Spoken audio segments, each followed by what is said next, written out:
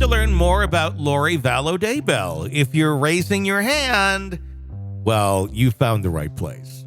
Because on this segment, we're going to be talking about an interview that was recently given by Braxton Southwick, a close cousin to Lori Vallow Daybell. She recently shared significant light on the dark undertones of Lori's apocalyptic beliefs, raising further questions about the extent of Chad Daybell's influence on Lori, especially in those months preceding the death of her children. So let's hear this perspective of what someone had seen up close and personal out of Lori. Southwick, who spent much of his early life within close proximity to Lori's family, reminisced about their intertwined childhoods, stating, growing up with an hour of Lori, Adam, her brother, and I were close as cousins could be.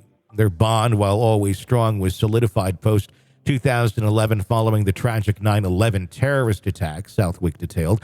My prepper inclinations intensified, and Lori seemed to mirror my passion. We excitedly exchanged notes on survival strategies, recommending books, and sharing new insights. Our mutual interest created a sort of feedback loop that just kept amplifying. Braxton's dedication to prepping wasn't just a fleeting interest. He lent his expertise to 2 seasons of National Geographic's renowned show Doomsday Preppers, and has frequently been a sought-after voice in various television programs and conferences nationwide, elaborating on end-of-times preparation.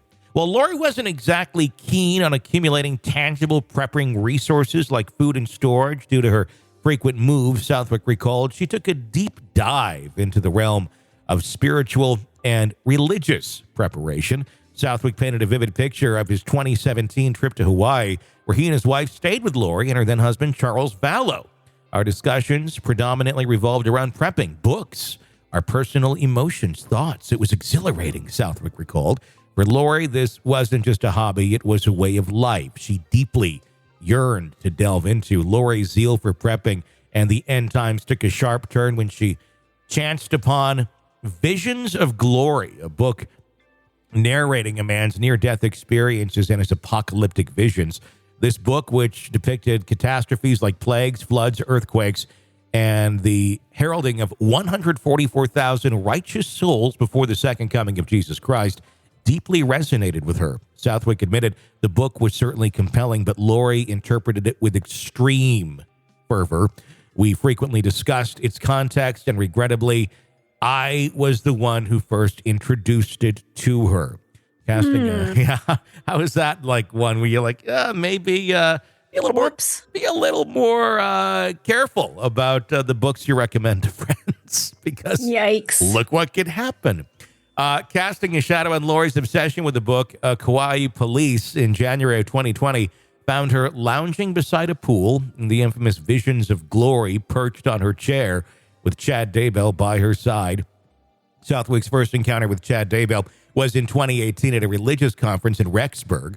Although he was aware of Chad's vocation as a book publisher, their real conversation only commenced in March of 2020. Chad reached out to me seeking financial assistance for Lori's bail, Southwick narrated. I grappled with the situation. My initial instinct was to help Lori, but then risking my house for her bail? The stakes were too high. The conversations with Chad were unsettling. His demeanor was eerily calm. Something felt amiss. The discovery of Lori's children, J.J. Vallow and Tylee Ryan's body on Chad's property, jolted Southwick. I'd initially assumed Lori was protecting her children by hiding them, but the gruesome reality was far from what I'd ever imagined, he confessed. Lori's subsequent arrest led to convictions of conspiracy to commit murder, first-degree murder of her children, and additionally charges relating to Chad's former wife, Tammy Daybell. It was utterly staggering. Lori was always an exemplary mother. Her transformation was beyond comprehension, and Chad played a pivotal role in that drastic change, asserted Southwick. He speculated on Lori's distorted perceptions. She possibly believed her children were better off dead than facing the impending doomsday, and Chad likely manipulated her, asserting the second coming's imminence. Braxton also touched on the volatile mix of Chad's prophecies and Lori's admiration for him, saying Chad was basking in the admiration from a beautiful woman which likely egged him on to keep up his prophetic pretense. Lori, drawn to the power he seemingly wielded, clung to his every word. Even after Lori's arrest and the chilling revelation, Southwick's affection for his cousin remains, saying, "She's a wonderful person. The path she's taken devastates me daily. My heart aches for her, and I continue to hold her in my prayers," he revealed, his voice thick with emotion. It's a chilling narrative that really paints another piece of the picture here in the trial, or in the trials, if you will, of Lori Vallow Daybell, which there actually will be likely more physical courtroom trials down the road. So we have that to look forward to as well. So going back to, let's see, that these two kind of bonded, these two cousins bonded after 9/11 in 2001. Something struck me as you read that, because I know during the terrorist attacks, some listeners may not have been alive then, because it was 22 years ago. We were alive and got to share that morning of magic together. It was awful. And one of the things that we did as a society was we were kind of doomsday preppers ourselves. A lot of people were thinking this was the end of times and what would we do? Mm-hmm. And a lot of us did go out and we got our bottled water and we got our canned goods and we kind of made a plan, but we didn't go as far as these two. No. What I remember initially also about 9/11 was so many people had just gotten rid of like their Y2K shit because nothing happened. Right. And they're like, oh, crap, now I need that. Exactly. Yeah. And that's how I ended up in the city that I'm in currently, because I was in Duluth, Minnesota, which is a very cold place. Mm-hmm. And Y2K was coming. And I thought, well, if the power grid goes down, that's the last place I want to be. So I went south by about 4 hours, which is still cold. You would but I still... ended up. I know. It wasn't real smart. I should have been in Florida. It's still about the same temperature in winter from Duluth to where you're at. Maybe lake effect. I wasn't very bright. But that was my rationale for wanting to get out of there, because it, with the wind coming up off the lake, it was extremely cold. It's a little bit warmer where I am now compared to Duluth. But yeah, I just wanted to get out of that area. And then when 9/11 hit, there was just this shattering of the American dream. Like, things could end. We could all be in trouble. So I think we did kind of do that doomsday prepping.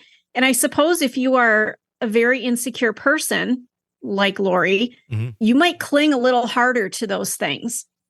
And I think that, that could have pushed her over the edge. Mm-hmm. Some of us could have been pushed as well, but we finally kind of came back into the realm of, okay, we're going to be okay. Yep. It's okay to think about what would you do if, mm-hmm. but we never really built those bomb shelters. And we finally got rid of our, stockpiles of food and things like that. And we went about our lives. Somebody like her, she did not. No, she did not. And I mean, it would be, obviously this is all just utterly insane, and what a horrible, horrible tragedy all this was. It would have been, I guess, almost somewhat, interesting, because obviously she was arrested towards the beginning of COVID, but I wonder how that would have went down had she not been, in custody, and all this wouldn't have already have taken place. Yeah. Obviously, shit went to hell far before all of that with the murder of her children, but I don't know, how far would she have gone? How far would that paranoia have taken her beyond what she did with her kids had they not finally caught up to her and figured out what was going on? Because that interesting to think about. I mean, talk about that being a dramatically triggering event. People that, we think about people prepping for Y2K and people that would prep right after 9/11. COVID was the thing that you saw people who never even remotely thought of doing something like that started doing.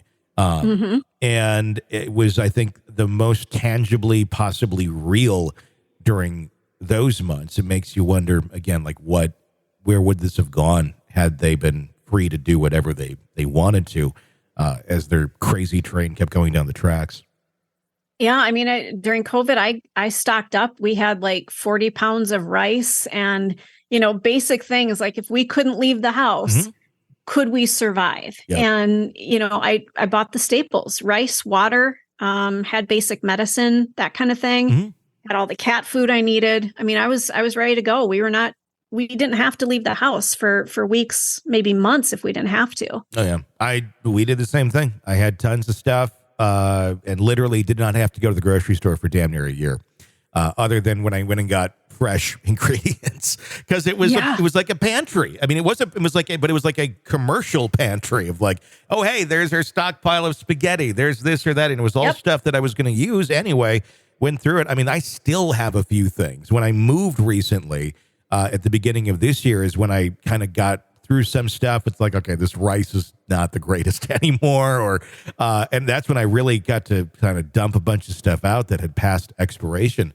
But yeah, I mean, it was a real possibility, and in reality, we were pretty much stuck at home for months on end, and didn't really go out. So it came into play. But so I can get behind the whole prepping concept, but I do think at some point you have to step back and go, okay, we don't need to do this. It's good to have a plan, but we don't need to do it. And that's where she goes off to another side and is watching the crazy train come down the tracks. There's a big difference between being proactive and being paranoid.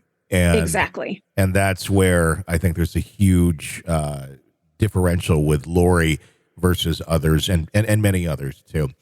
So that's the latest from the cousin. We'll, of course, keep watching this. Chad's trial is set for next year. And we'll all keep our eyes on all of this and bring it all to you as it happens. You're locked into the Hidden Killers podcast. Want more? Start binging on all of our true crime podcasts right now through Apple Podcasts and get an ad-free experience when you sign up to be a True Crime Today Premium Plus member exclusively on Apple Podcasts. More of the Hidden Killers podcast dropping soon. Press subscribe now.